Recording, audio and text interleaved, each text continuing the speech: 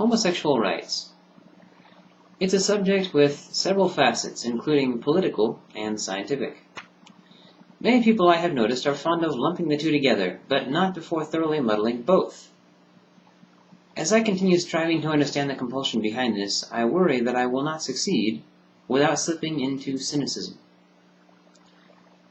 But whatever the case, the politics of it and the science of it are two separate subjects, and that being the case, it seems only fair to discuss the two separately as a means of differentiation before discussing them together.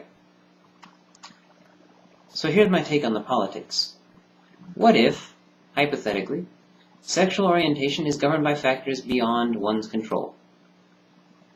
Well, this puts it on par with other such characteristics like ethnic affiliation and gender. Surely we can all see how holding someone to a reduced political status on either of these bases amounts to discrimination.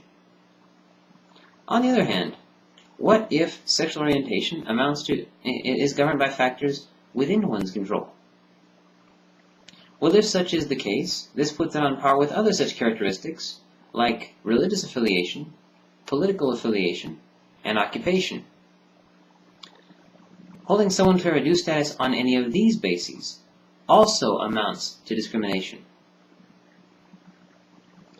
So politically speaking, any way you slice it, holding someone to a reduced political status on the basis of sexual orientation amounts to discrimination.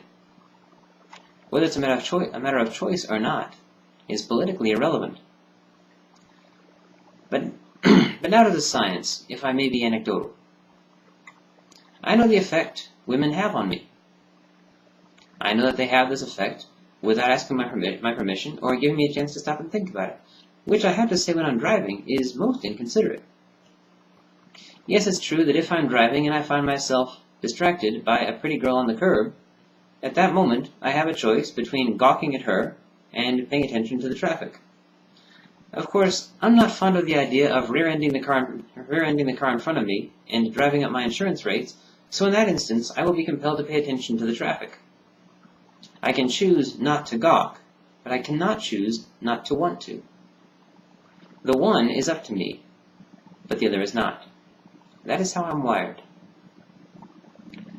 Now, if I know this much, do I really need to know more?